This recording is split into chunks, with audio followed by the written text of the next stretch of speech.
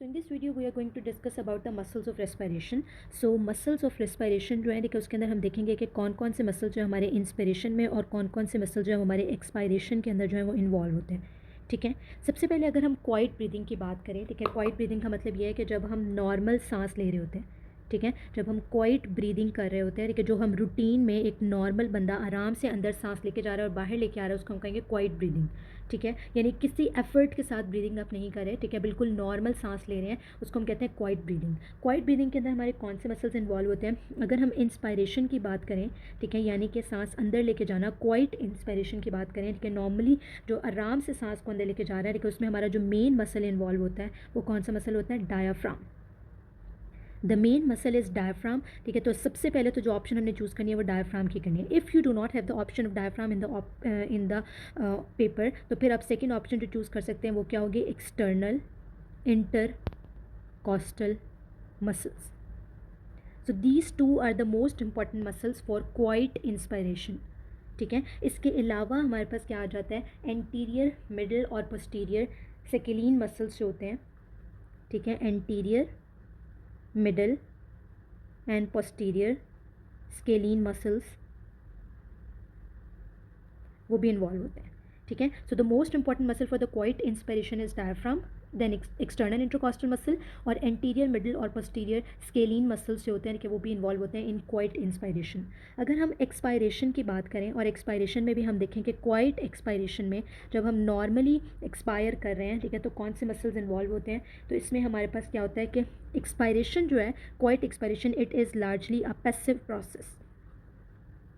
Passive का मतलब क्या होता है कि ये इलास्टिक रिकॉइल ऑफ लंग्स की वजह से होती है.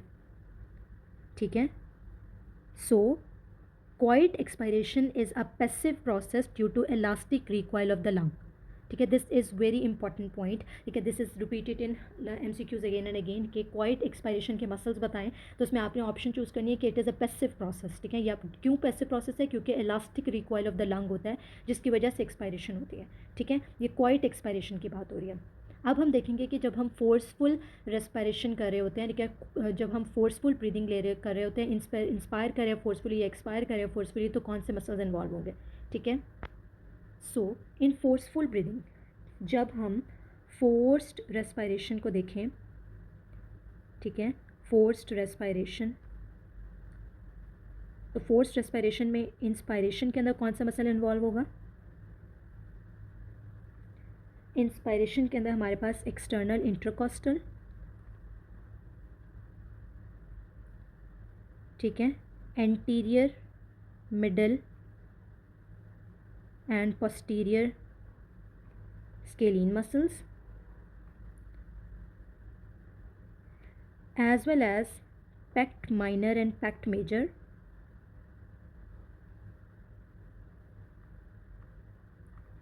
ठीक है, पैक्ट माइनर या pec major, as well as fourth muscle होता है जो inferior part of serratus anterior muscle होता है.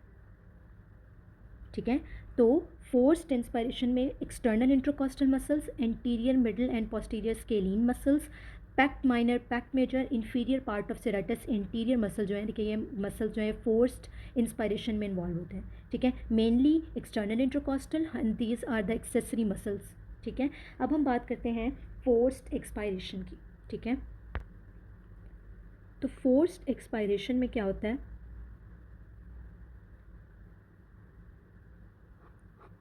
फोर्स्ड एक्सपायरेशन के अंदर हमारा जो मेन मसल होता है वो होता है internal intercostal muscle. Main muscle is internal intercostal muscle, और इसके साथ हमारे पास एक्सेसरी मसल्स के तौर पे एब्डोमिनल मसल्स आ जाते हैं. ठीक है, एब्डोमिनल मसल्स कौन कौन से हैं? ठीक है, इनको हम रिवाइज कर लेते हैं. ऑलरेडी वीडियो में मैं बता चुकी हूँ. रेक्टस एब्डोमिनस, ट्रांसवर्सस एब्डोमिनस, ठीक है, एक्सटर्नल ओब्लिक,